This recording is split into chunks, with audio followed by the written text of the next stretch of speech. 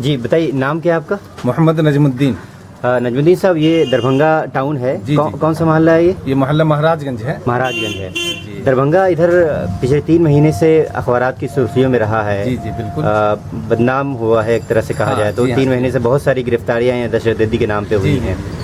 ये जो वाक़यात हो रहे हैं दहशतगर्दी के नाम पे जो गिरफ्तारियां हुई हैं, इस पर आपका क्या रिएक्शन है? कैसा लगा आपको ये देखकर? दर हकीकत ये है कि दहशतगर्दी के नाम पे जो यहाँ गिरफ्तारियां हो रही हैं ये तो बिल्कुल सरासर गलत है। और इससे इलाके के लोगों में ख़ास तौर से जो पढ़ने वाले हमारे तलबा हैं, इनके बीच एक अजब तरह की दहशत पैदा हो गई है। हकीकत ये है कि ये महाराजगंज दरभंगा का क़ल्ब कहलाता है और यहाँ दरभंगा शहर का जो सबसे पसंदीदा और सबसे जो अच्छा और महज़्ज़ब मोहल्ला है, ये महाराजगंज ही कहलाता है। इस महल्ले से भी 2-3 वाक़यात ऐसे हुए हैं। अभी घर से यहाँ उठा लिया गया है। इस महल्ले का एक बच्चा अब्दुल रहमान है जी, वो पढ़ने में बहुत तेज़ लड़का था। यहाँ वो साउथ में पढ़ रहा था, चेन्नई में, तो उसको भी यहाँ से उठा लिया गया है। अभी एक बच्चा और है, उसके यहाँ क्या कहते हैं वो ज़बरदस्त उसकी पुलिस की जो है वो दौड़ भाग हो रही है। इससे इलाके में ज़बरदस्त दहशत पैदा हो गई है और लोग ऐसा समझ रहे हैं कि साहब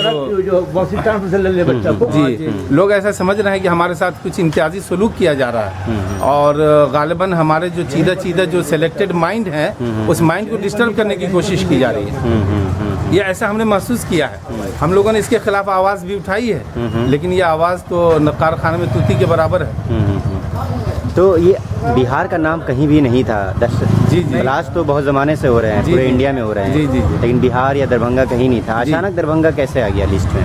नहीं, हमको लगता है कि यहाँ से जो इससे पहले जो एसपी थे दरभंगा के, सीनियर एसपी थे वैभव कुमार, तो ये दरभंगा से डायरेक्ट बुला लिया गया दिल्ली और ये दिल्ली बुला लिया गया स्पेशल ब्रांच में, इन्वेस्टिगेशन ब्रांच में। उनके वहाँ जाने के बाद फिर दिल्ली से बराबर यहाँ दरभंगा टीम आती रही है। अच्छा। ये वैभव कुमार के जाने के बाद, सीनियर एसपी के जाने के बाद, और उस टीम की अगुवाई भी मेरे ख्याल से जैसे कि हमारे मालूमात में वही करते रहे। अच्छा। अब पता नहीं उनकी नज़र में दरभंगा को क्या मिला। ये दरभंगा तो तहजीब का गहवारा रहा है। यहाँ से महज़्ज़ब लोग पैदा हुए हैं। हिंदुस्तान को दरभंगा ने इतने बड़े बड़े क्या आपको लगता है कि जितने लोग उठाए गए हैं दहशतगर्दी के नाम पर, उसमें से किसी का भी उन वाक़या से कोई ताल्लुक़ नहीं है? मेरे इल्म के मुताबिक किसी का उन वाक़या से कोई ताल्लुक़ ही नहीं है। बिल्कुल कोई ताल्लुक़ नहीं है। अभी एक 60 साल के 50 साल के शिवधारा से उठाए गए हैं। ये इनके साथ वो गल्फ में काम करते थे 10 साल पहले। अच्छा जी, ये मुफीद आलम साहब महाराज इनके साथ वो काम करते थे।